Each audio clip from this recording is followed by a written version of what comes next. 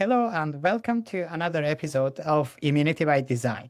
My name is Hashem Koohy, and I'm delighted to be hosting this series, where we explore the ideas, technologies, and people shaping the future of science. Today's episode is slightly different. Instead of discussing a science story, we will be discussing inclusive access to education and technology, and also barriers to success. Much of modern science is built on belief that talent, curiosity, and hard work lead to opportunity and impact. Yet around the world, countless gifted individuals never reach to their full potential, not because they lack ability, but because they lack access. Access to education, access to mentorship, access to network, access to opportunities that many of us take for granted. At the same time, we are living through a technological revolution driven by artificial intelligence, data science, and digital connectivity. Some see these technologies as great equalizers that can democratize knowledge and opportunity, whereas others fear that may widen existing inequalities and further concentrate power and privilege.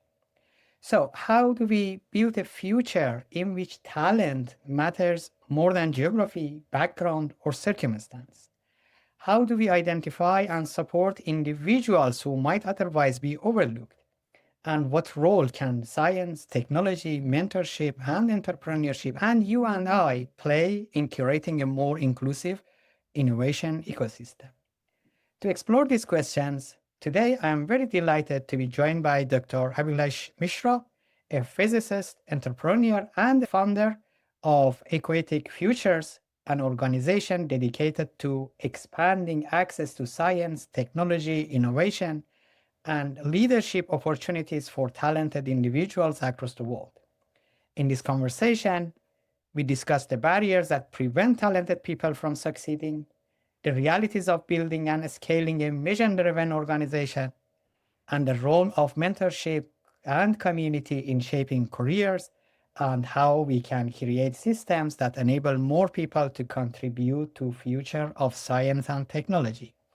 Abhilash, welcome to Immunity by Design. Thank you for having me. I really appreciate the invitation. Thank you. It's a pleasure.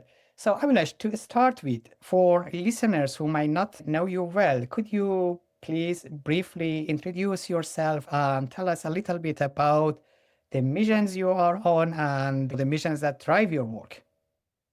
Sure. So my name is Abhilash Mishra. I'm the founder and chief science officer of Equitech Futures. I was born in India, in a small town in the eastern part of India. I always wanted to be a physicist since high school. I was fascinated by astronomy and physics. And so I decided to pursue physics as an undergraduate. And I pursued physics as an undergraduate in India.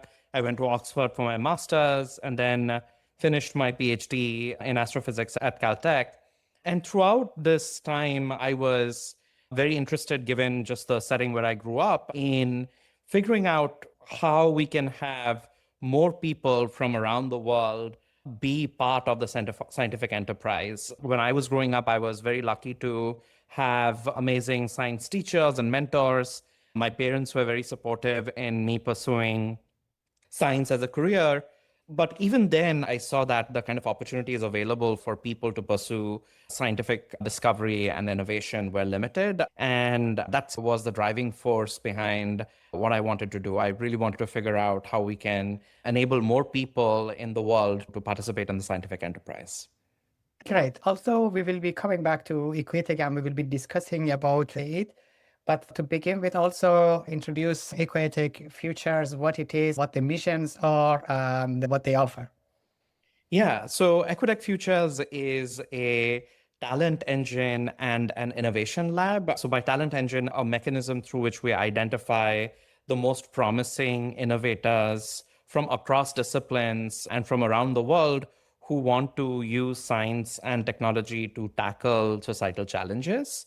The way we do that is by running institutes, virtual institutes that students can participate in and go through courses in applied artificial intelligence, in applied data science, in communication, and societal and ethical perspectives in technology. And we also host challenges, innovation challenges, through which innovators from around the world can participate and pitch new ideas that we then support through funding, through training, and through mentorship. And we invest a lot in our alumni network in trying to, again, support individuals who've been through our programs to find opportunities in research, in entrepreneurship, or working in the civic sector. Sure. In addition to your own career path that you mentioned, that was very impressive, and also coming to Oxford and then Caltech and seeing some opportunities, was there any other specific gap or problem that led you to think that eventually form the Equitech Futures? Yeah, so two experiences come to mind. So when I was in high school, I was part of the mathematics Olympiad program in the state of Odisha, where I grew up. It's a small, relatively impoverished state in India. And a mathematician by the name of Swadhin Patnaik used to run these math Olympiad programs. And that's where my interest in physics really began. He was a mentor to me. I was interested in pursuing science and physics, and he gave me the opportunities to really learn about science. So when I was in college, he launched a new program called the Rural Math Talent Search Program, where he was identifying very mathematically gifted students from rural India and trying to support them by giving them training through summer camps. And he asked me to come back and teach at these summer camps. So I went back during summer vacations to teach at this Rural Mathematics Talent Search Program. And that was really a pivot point for me, because when I was teaching these students, I would see students who would come from families that were making less than $50 a month. But these were students in eighth grade doing college level math, extraordinarily talented. And it just impressed upon me the fact that opportunity is truly talent is widely distributed, but opportunity is not. And that if we gave this opportunity to folks, we would find exceptional Marie Curies and Einsteins all around the world, not just in Silicon Valley or in Cambridge or in Oxford, and that support them, that would be a net benefit for not just the communities that they came from, but also for the world. Think of the kind of innovations that we miss out on because we don't support these amazingly gifted students. And so that was my kind of first experience that drove me towards working in identifying or developing new pathways for scientific talent. The second was when I got into graduate school at Caltech, I asked if I could take a year off and go work in education in India. And Caltech was kind enough to let me do that. And when I went back to India, I founded a nonprofit that was placing science undergraduates, part-time science teachers in local low-income classrooms. So local low-income classrooms would typically not have teachers who were trained in science.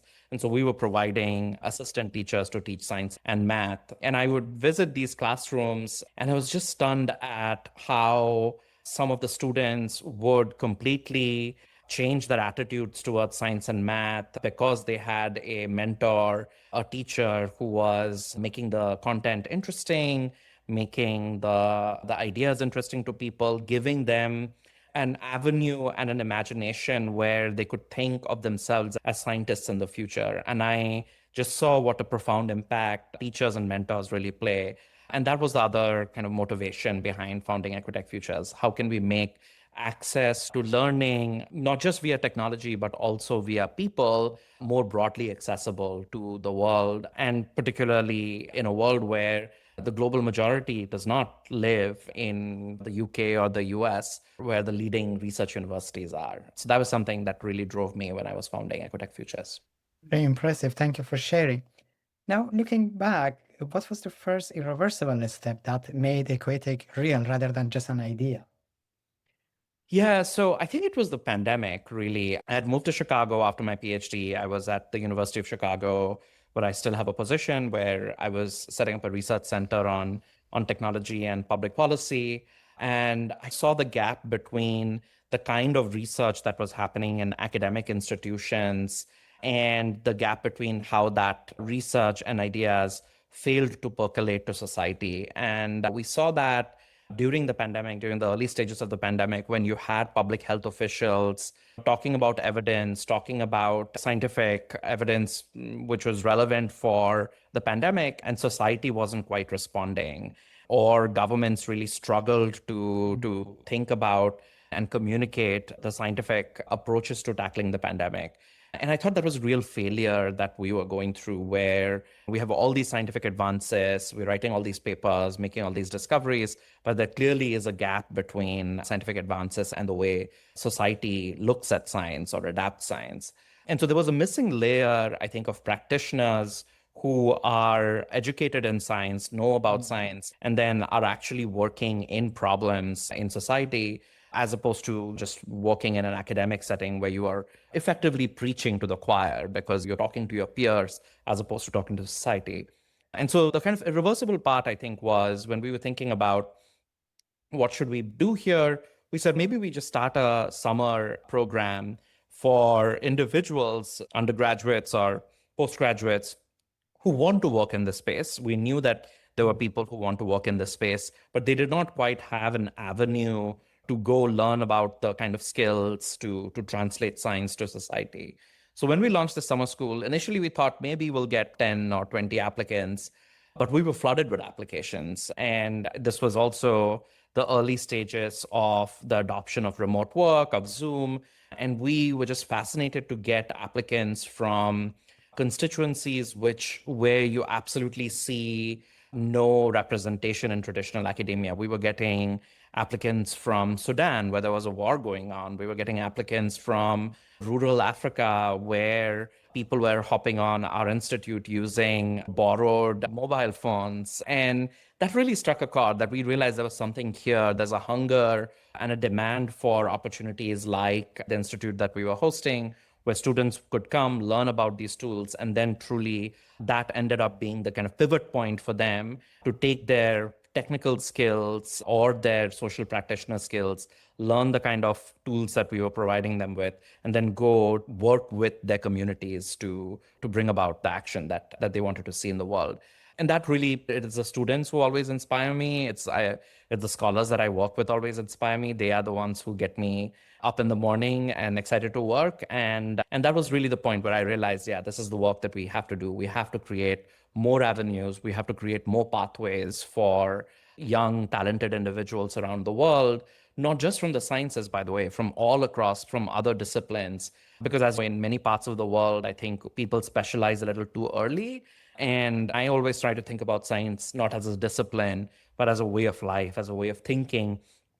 And that way of life and way of thinking translates to so many other things that we do in society, whether that's in public health, whether that is in cybersecurity. So we really wanted to have this kind of wide disciplinary global network of people. And once we saw that there was a demand, we just decided to keep going and hosting new institutes and growing our network.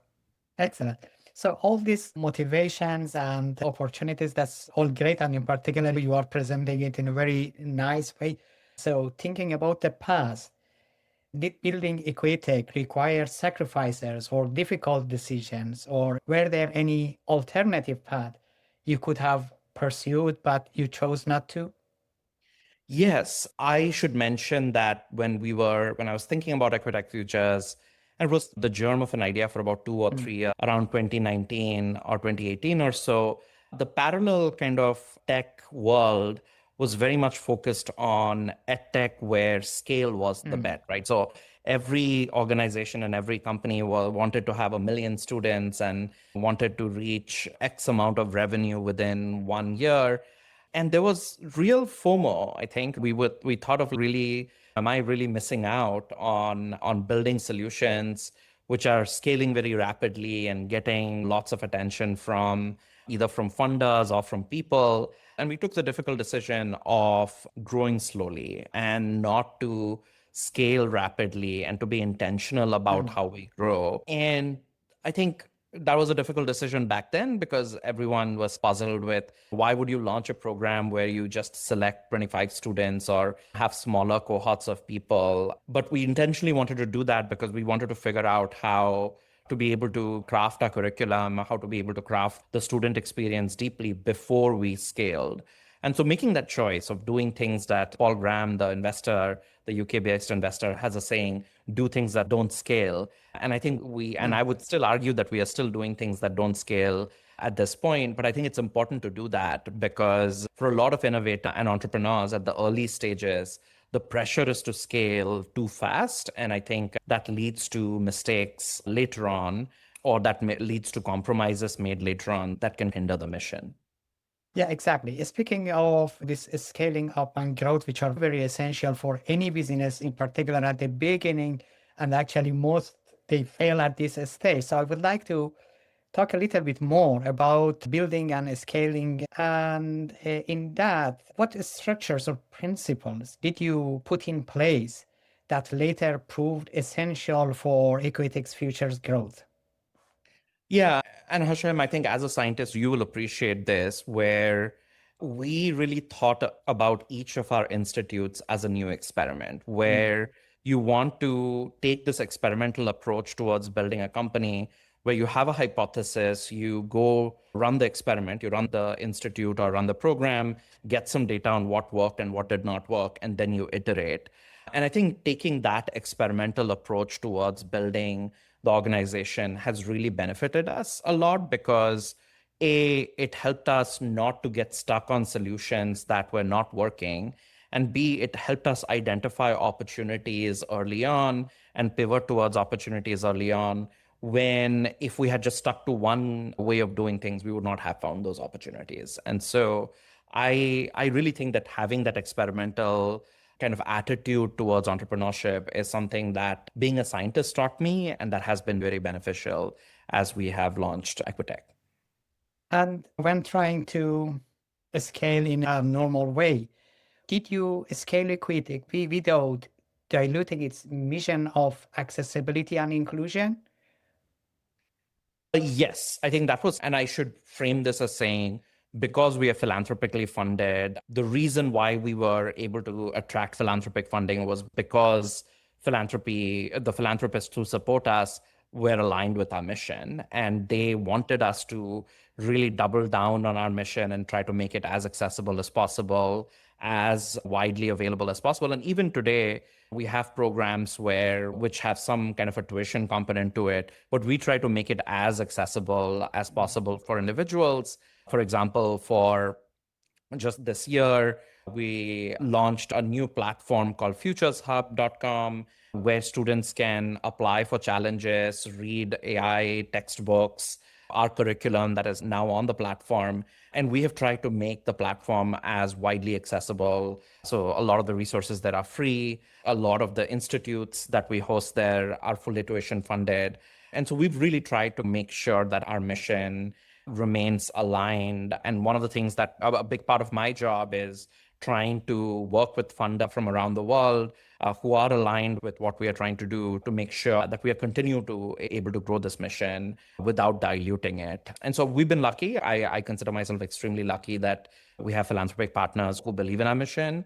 But yes, that is a trade-off, right? I think a lot of young entrepreneurs try to think of whether you want to focus on commercial capital or patient capital or philanthropic capital. And we've intentionally looked at philanthropic capital. And my advice when I'm talking to entrepreneurs is being very intentional about what kinds of capital they take in, because that can determine what your kind of mission or your kind of core priorities are. Sure. And during those periods of translating an idea to impact and also trying to scale without diverging from your goals and the goals of your company, what mistakes or less successful initiatives taught you the most valuable lesson? Yeah, this is a great question. I think the kind of lessons that we learned was that in instances where we did launch programs where we thought, can we, without taking philanthropic capital, can we maybe have a revenue-based program? And we did launch a revenue-based program, and we have launched revenue-based programs in recent years too. But we distinctly see that a lot of our revenue-based programs, particularly the way in which it is priced, particularly for American and European customers or users, they tend to overlook the kind of talented individuals that we are interested in supporting. And so really, I think the kind of constant struggle that we have internally is how do we balance the economics of running an institution versus making it accessible? And there have been mistakes that we've made in terms of offering a program that was just clearly not going to be accessible to students in the African continent or in South Asia. And then we've had to course correct and figure out, okay, how do we make sure that these programs are accessible, whether we do that via philanthropic funding or we do that via coming up with more flexible tuition structures. I think those are the lessons that we are still learning, I would say. I don't think that we have full answers yet, but those are places which have definitely helped us make relevant pivots. Speaking of failure, actually, this brings me nicely to my next few questions, which are about why talented people fail and barriers to success. And in that regard, when we talk about inequalities in science and technology, people often focus on funding. So, in your experience, what are the biggest barriers talented individuals actually face? Is it money, mentorship, network, confidence, geography, credentials, or perhaps combination of everything? I think it's a combination of everything. What you just described, I think, is a classic sort of wicked problem, right? There are so many different reasons that drive why talented individuals cannot find the opportunities. And one, obviously, is money and funding. I was able to pursue science because in undergraduate, the government of India launched a scholarship program for emerging young scientists. There was a test, and I had to do work on a project. And based on my interview with professional scientists, I got a scholarship from the government. And that really gave me a confidence in pursuing science, but also gave confidence to my parents and to people around me to say, yeah, this is something that is worth pursuing. So I think funding matters a lot when pursuing science. Definitely pursuing science at Oxford. I went to Oxford on a Rhodes Scholarship. I would never have been able to go to Oxford had I not been fully funded. Same with a PhD program. And so I cannot emphasize the role of philanthropy and government funding enough around science. The reason why science has really flourished in Europe and in North America has been because of government investments in science and because of philanthropy. And I think one of the things that I'm really alarmed about today is how government funding, both in North America and across the pond in Europe, is going down in science. This is definitely true in the UK where you are, as well as how philanthropy is shrinking around science as well. I think this is something that really as a society we need to confront if we want to make sure that scientific progress is equitable. But beyond funding, I think even in environments where funding exists, the two things that I have seen being a big blocker tends to be credentials. And you would know this, Hashem, you and I have talked about how the fact that you go to a particular type of school, if you're an Oxford undergraduate and you're applying to a PhD position at Cambridge, people are likely to see your application much more favorably than if you're applying from a university in the African continent or in India, say, which is not as well known, which is not to say that there are not talented students in these places. It's just that I think there is a bias of a lot of departments and research institutions to select from quote unquote elite institutions. And there's actually a lot of evidence now. Daniel Larimore, a professor at University of Colorado, did this fantastic paper where he looked at who gets hired at top PhD programs, science PhD programs in the US. And you constantly see that it's the universities feeding each other's graduate programs, and it's the same graduate students who go in to become faculty and so on and so forth. So that I think is a place where credentials, like really for us to start thinking about what credentials mean is, I think this is especially at a time when AI is disrupting the role of credentials, it's worth asking how we can change the credentialing system to make sure that more people are able to enter the scientific enterprise. The third and important thing I would say is mentorship and networks of people. I got into science because of access to some incredible mentors and because of my parents. Both my parents were professors. They were very supportive of my scientific interests. In fact, again, going back to Daniel Larimore's work, one of the things he saw was that if you look at the top university or the top faculty at top universities in North America, the faculty are 50 times more likely to have had a parent who also worked in sciences. And so, which means that the kind of the training and the environment that you grow up in whether it is through parents, whether it is through mentors, whether it is through teachers, really has a profound influence in entering science. And if you talk to any scientist, I'm sure you and I can talk about the profound influence that some of the mentors in our lives had on us. And so really having access to that mentorship and to that support, I think can be a life-changing experience. And that's something that we at Equitech Futures really believe in. We don't think that scientific learning is just about having access to content or having access to high quality curricula or credentials. It is really about having access to amazing mentors who can support how students evolve in their scientific careers. Yeah, excellent. Abhilash, firstly, you actually very nicely answered my next question that was whether we have become too reliant on prestigious credentials and institutional reputation when identifying talent, because you answered that very nicely. So perhaps a slightly different question, how we can change the system. So let me contextualize it just in terms of sheer numbers, right? If you think about the number of young people in the age of 15 to 25 today, there are about 1.2 billion people. If you think about even 1% of those 1.2 billion people, that's about 12 million people. If you think about how many students are in the top 100 or 200 universities in one of these rankings, you'll get maybe in the ballpark of 2 million people, right?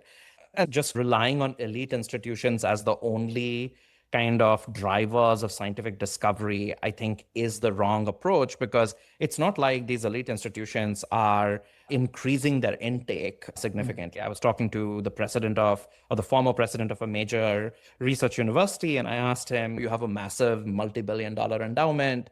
Why don't you double the number of undergraduate students or graduate students that you take up? And they basically said the faculty would not allow us to grow the number of people. So there's these heavy currents of conservatism, small c conservatism amongst universities not to grow, because people feel like, oh, if we grow too much, then it'll dilute our brand or value or what have you. So I think we should really, therefore, and when we are thinking about access, when we are thinking about scientific talent, we should be thinking about how we can support scientific talent in institutions that are not in these top 200, and thinking about alternative mechanisms through which we can support them.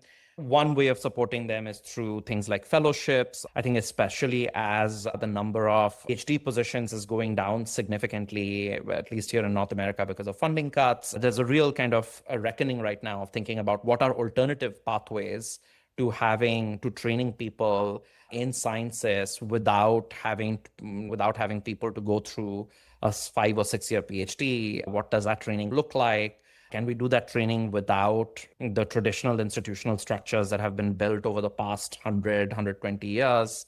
And so I think this is a real kind of time for creative thinking amongst academic leaders to think about how we can reimagine scientific talent and training in different parts of the world. And so my kind of short answer is that I think we really need to move away from the credentialing and elite credentialing signals. And part of that, I think, is a kind of work that you are doing, Hashem, of as a professor at the University of Oxford, for you to send the signal out to the world saying, and to your own colleagues saying, this is the kind of work that we should be doing, that this is our responsibility as citizens, as benefactors of the largesse of the public and taxpayer money, that we should be doing this for the world, but also for the fact that we are going to be able to identify some exceptional scientific talent that's going to make the next big discovery. Think about all the discoveries that we are leaving out on the table because we've narrowed our lens of who we think is talented versus who we think is not talented. And I think the more we are able to increase that aperture of thinking about where talent lives and how we can support them, I think science will be better for that, society will be better for that. Absolutely. Based on your experience with participants from many countries and backgrounds, what qualities consistently predict success that traditional systems often overlook? I think the biggest quality that I find in the scientific enterprise and in entrepreneurship is persistence and resilience. Science is about failure, right? Science is about failing multiple times. You cannot make a discovery or a novel invention first time around. You have to be resilient to discovery. And I find that the most interesting students that I meet and who go through our programs are the ones who are extraordinarily resilient. I have a story to share. One of our scholars, Mohammed, who was in Sudan when the war broke, and he joined our program when the war was erupting. And he attended the program while he and his family were basically moving from Sudan to Rwanda and then finally to the UAE. And he would just show up every day and was extraordinarily diligent in working through the program. And after the program, we hired him as a venture fellow and a research fellow with us. And he won the Chevening Scholarship and went and did a master's at the University of Birmingham. And I think that's a story of someone who shows extraordinary resilience. And I think people with extraordinary resilience are the ones who will really thrive in the future. I think there is a misconception that science is for quote unquote smart people. I find that the most effective scientists tend to be the ones who are not merely smart in the kind of problem solving sense of the term, but are extremely resilient into failure, don't give up very quickly. And these are the kind of things that I think oftentimes we don't measure when we are trying to recruit for high quality scientific talent. We look at things like SAT scores or the kind of scores that they have in a test. That's not really measuring resilience. And I think resilience matters a lot for being a good scientist. I want to also cover entrepreneurship, innovation, and ask you to share your experience about that. And in that regard, many young scientists are curious about entrepreneurship, but have little idea where to start. Where they have to start, a little bit of advice about that. Yeah, I think the kind of landscape has changed dramatically, I would say, in the last 10 years. When I was graduating from my PhD, people were moving into industry and doing data science stuff. Some people were starting new companies. I think it has become much more commonplace now for scientists to start companies for two reasons. I think the kind of AI boom has really allowed for people with technical training to go out there and apply a lot of these tools to new applications, right? Whether that's in healthcare, cybersecurity, education, what have you. The second is, I think, university systems. Unfortunately, it's still the kind of elite university systems that have built these ecosystem of innovation competitions or accelerators, which are embedded inside the university that help scientists translate the stories to discoveries to industry. And so I think for a lot of scientists, my advice in general is you have an unfair advantage. Being an entrepreneur, having an unfair advantage helps. And the unfair advantage you have is that you have a deep expertise in some topic that probably 10 other people understand in the world. And if that expertise can translate to something that is applicable to the larger world, to society, whether that is through medicine, whether that is through a scientific tool or a technical tool, I think you have a real kind of edge in doing that. So identifying the problem, I think, is the first kind of step. So when a lot of people, particularly those who are in the sciences, come and ask me for advice on entrepreneurship, my first question is there a problem that really drives you, that you're really passionate about? And so I think identifying the problem is key and is step one. The second is to actually realize that as scientists, we are trained in a particular mode of thinking that is very beneficial to an entrepreneur. And that is the kind of scientific style of thinking where you're thinking of a product or a program as a hypothesis, and you have a hypothesis, you go run an experiment.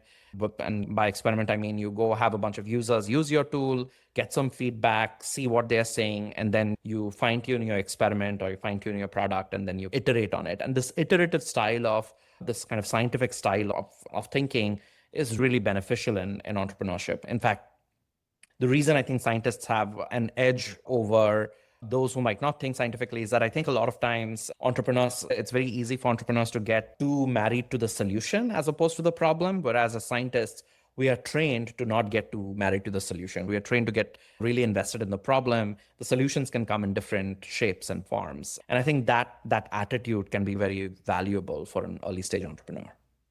Yeah, because I myself, I'm a scientist and actually have been thinking about perhaps setting up a company or bringing an idea to action. There are two issues here. One is the use of AI. So on the one hand, AI is very helpful. It can do different jobs for you. You don't perhaps need to hire some people at the beginning, and with AI agent, you can do quite a lot. But at the same time, for exactly the same reason, AI has made the market very crowded. So this is one issue. And the other issue that I would like to again hear your advice on that is that scientists mostly are very perfectionist. They don't like to take risks. They don't know when is a perfect time. Perhaps an imperfect is a perfect for, putting up a business, but when to start, and really I struggle to find that point. So what your advice is for that? I'm so glad you brought this up because I think this is one of those kind of personality traits that we as scientists have, right? I'm sure you've done this where before you hit publish on a paper, you go through it for Yeah. a week and you try to make sure that every single thing is accurate. And I think we're rewarded for that, right? The community rewards you for rigor. Whereas in entrepreneurship, what matters is whether the thing that you're building matters to your users and your customers. And so there you want to think about your launching a startup as launching a lab as opposed to launching a startup as publishing a paper. Because what you're doing while you're building the product is actually doing the kind of hidden things that you do in a lab where you are making a lot of mistakes, you are building things that might look messy or wrong. The problem, of course, is that when you're a scientist, you're making these mistakes in the privacy of your lab. When you're doing a startup or a product, you're building that in public. And one of the things that we focus a lot with our entrepreneurs at Equitech Futures is to get them to become comfortable in building in public. Building in public means that it's going to be messy. You are going to make mistakes. Things are going to break. But that's just part of the process. And that you have to be responsive to that part of the process and not wait till you have the perfect product that you can ship. That's easier said than done. I suffer from the perfectionism thing too, where I feel embarrassed that, oh my gosh, if I'm going to put something out there which is not perfectly polished, people are going to judge me. People are going to think I'm not rigorous. And I think that's something that kind of just comes with practice. And one of the things that I've learned is that actually people are quite sympathetic to seeing. And as long as you are open with people saying, hey, we're building things, help us figure out what is working, what is not working. People are quite sympathetic to the act of building in public. And so sometimes it is just the voice in our own head that is holding us back. And the second was about AI. So as I said in my intro, generally speaking, AI can be an equalizer and democratize technology, networking, mentorship, but at the same time, it can be actually a barrier and it can widen the gap, widen the inequalities. So what do you say about that? I think yes and yes, right? In the sense that I think it has been remarkable to see how the access to AI tools has made building easier for so many students and entrepreneurs. I think the real kind of gap that we are seeing right now is the fact that using these AI tools still requires taste and skill that is cultivated over a long period of time, right? So I'm sure when you're using an AI tool, you are bringing to it this wealth of experience that you've had as a scientist, as a mentor, and the kind of questions that you're asking, the kind of issues that you are pursuing is something that is quite different from, say, a student or an individual who might not have had access to the kind of training and networks that you've been in. And so I think that's the thing that I really worry about. Yes, it is going to hypercharge productivity. It is already hypercharging productivity for a lot of people with access to a lot of kind of skills in the past. I think what we are now barreling towards a future where I worry that people who've not had that opportunity to build that taste in the kind of problems, build the kind of skills on how to use these tools effectively, how not to become too over reliant on these tools, how to understand these tools as not as black boxes or as magical instruments, but as technological tools which are very capable but have limitations. When people don't understand those things, I think then use AI to generate either glitchy products that people will not use, or to generate either what people call AI slop, which is something that people just not going to find joy or interest in using. And so I think that's something that I really worry about. Like, how do we build the infrastructure to building, how do we build an infrastructure to cultivating good taste in problems, deeper understanding in problems, making sure that people don't become too cognitively dependent on these tools, as opposed to using these tools for responsible and effective ways to solve harder problems.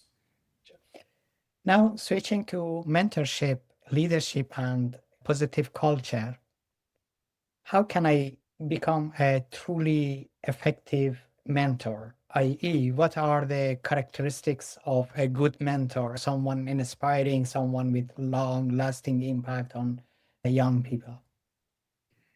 So to answer this question, I think if I have to think back to the mentors who have influenced me the most, the mentors who have really shaped me have been the ones who came to me and believed in me before I saw anything in myself. So oftentimes mentors are the ones who are going to the mentee at moments of doubt, at moments where mentees feel like, oh, I'm not good enough to apply for this fellowship, or I'm not good enough to apply for this particular program, and say, no, actually, you can. You want that push, and the mentor can really provide that push to a mentee to take bigger risks, to try bigger things. And that, I think, ends up being a really profound sort of impact. That definitely was a profound impact that I had in my life, where mentors at almost every single career stage that I've had have spoken to me and said, you should be aiming bigger. And their confidence in me gave me the courage to try things out. And so when I am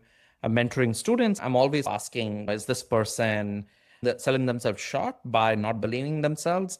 And can I convince them that, hey, even if you fail, just try this? Because oftentimes what happens is that when they actually try, they go and are exceedingly successful. And so, yeah, I think the best parts of mentorship is to help people see in themselves what they don't see for themselves.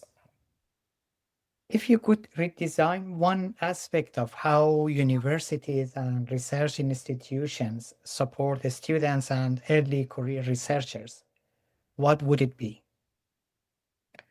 I think that it is rewarding the kind of work that you are doing, Hashem, where you're trying to support innovators from around the world. You are doing this. I'm sure when you were doing this pre-tenure, your tenure packet wasn't considering this as part of your promotion. This is something that you are doing as a service to the community. And I think and universities need to recognize this as not just unpaid service to the community, but this is things that they should be rewarding, whether that is something that they reward by making sure that this is included or given the same prestige as research papers. I think that is one direction that they should really look at. Increasingly, I think the fact that research is starting to become relatively democratized using a lot of AI tools, I think the real value for universities is going to be the kind of mentoring opportunities that they provide. So universities, if they want to continue to justify their existence, they need to reward faculty to be better teachers, to be better mentors, and not just be individuals who can write papers or publish very fast and get all the citations that they can. Because I think that bar, that metric has really been disrupted because of AI right now. And so, like, universities really need to reimagine what kind of incentive structures we provide, because then that's also going to invite people who have that dedication to come into that academy and make the academic enterprise richer, more diverse, and more impactful. And so I think, yeah, universities should really look beyond narrow citation metrics when they're rewarding all kinds of things, whether they're rewarding faculty tenure or who they are hiring and who they are giving awards to and so forth. Yeah, thank you so much. I usually don't talk about my own work, but because you just brought it up and it's what you said, perhaps for some listeners, they might not know what you are referring to. like yourself, I was born and grow up in a very rural and poor area in Iran, and I have had a very difficult career path.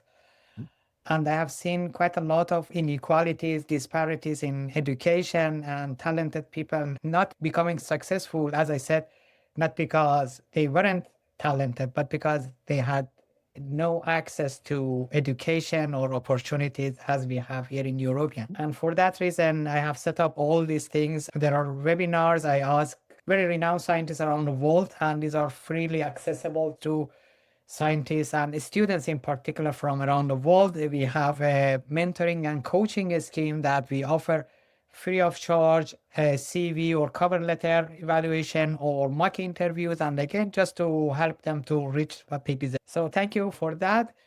Now, for the last section, I would like to just talk a little bit about looking ahead to the future. Which achievements makes you most proud because it convinced you that real impact was being created?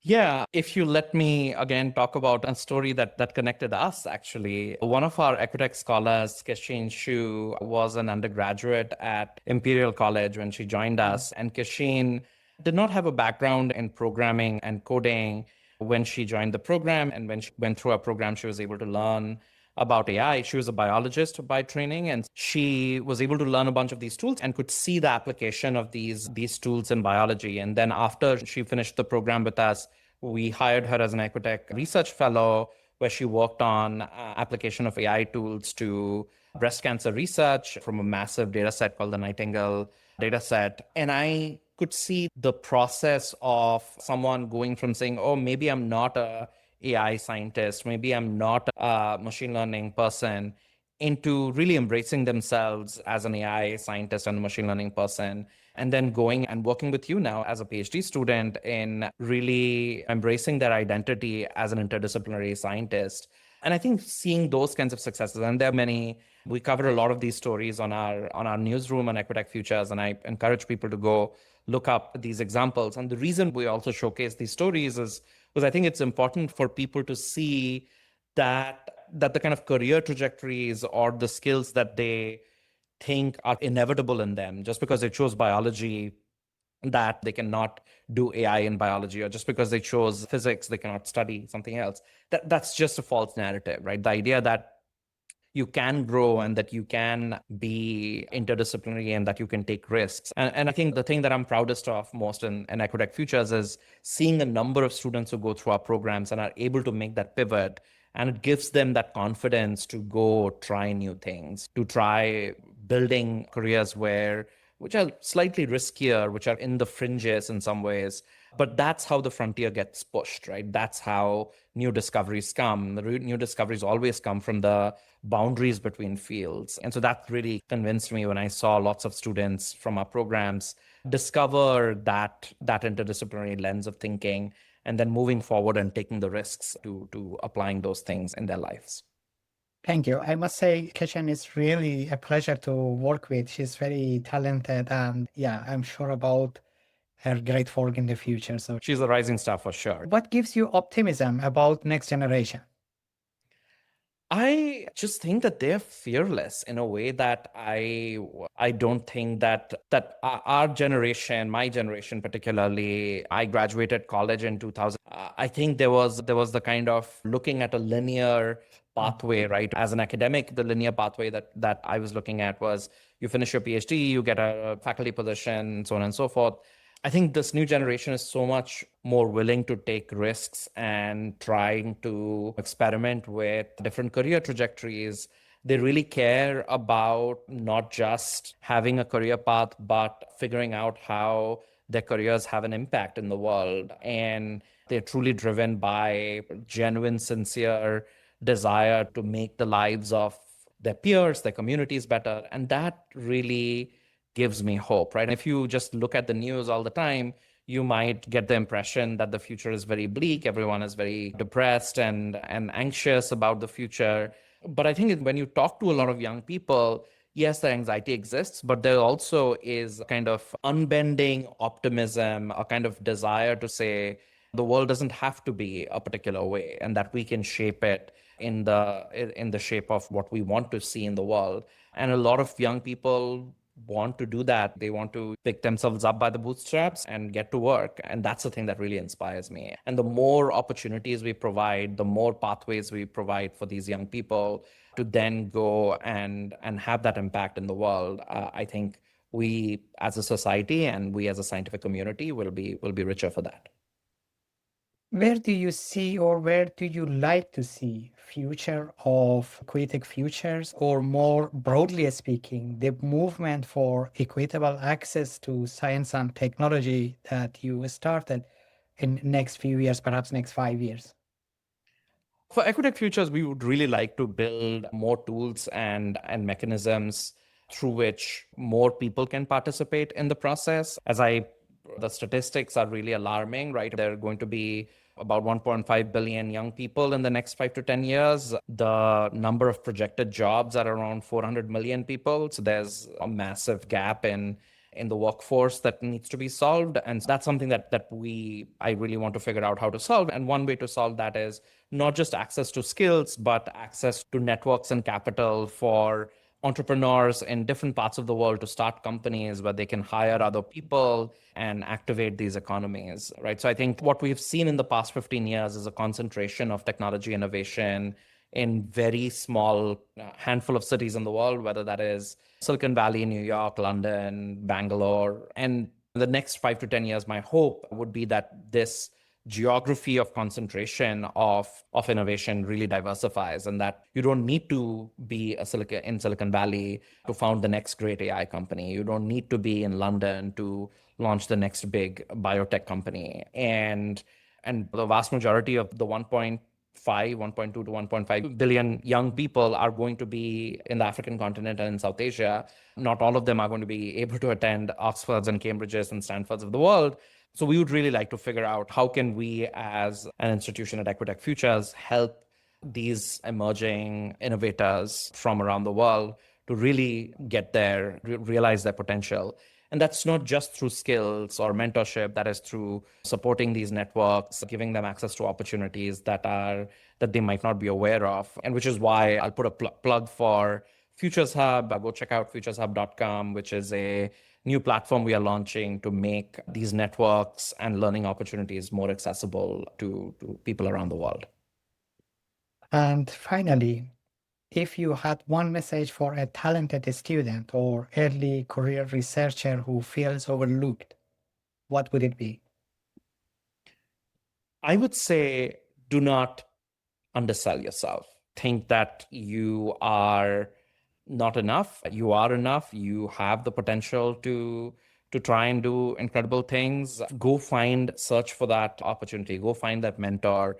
Reach out to people. You'd be surprised at how much people want to help. When you go reach out to people for help and you're able to take that help, I'm sure new doors will open up and new opportunities will open up. And it's that process that really definitely brought me as to where I am. And I'm sure Hashem, it was reaching out to mentors and other people who made that happen. So reach out. I think reaching out, you'd be surprised how many people will be willing to help and help you achieve your ambitions. So don't undersell yourself and ask for help. Other two things I would say. Thank you. Great message. Abhilash, is there any other message or anything that I haven't covered in my questions and you would like to finish up with? No, I just want to thank you again for inviting me to this wonderful conversation. I really enjoyed this conversation. And I want to thank you for what you are doing, Hashem, and just emphasize to your listeners that I'm sure there are some academic listeners, faculty at universities who are listening to you. And I hope they will equally go out and be mentors to students in their networks and communities, because this is the way in which we give back. A lot has been given to us. We give back using this, and this is not just from the generosity of our hearts, right? It is one of the most meaningful things I do. I'm extremely proud of what I do, but I also recognize that this is the way in which scientific progress is going to happen in the next 10, 20 years. So it's really an exciting time to be a scientist, and the way to do that is by enabling more scientists to enter the field. So thank you. Thank you so much, Abhilash. It was great having you on board. I really enjoyed talking to you, and hats off to the great work that you guys too. And I hope my listeners also enjoyed as much as I did. I hope to see them again in next episode.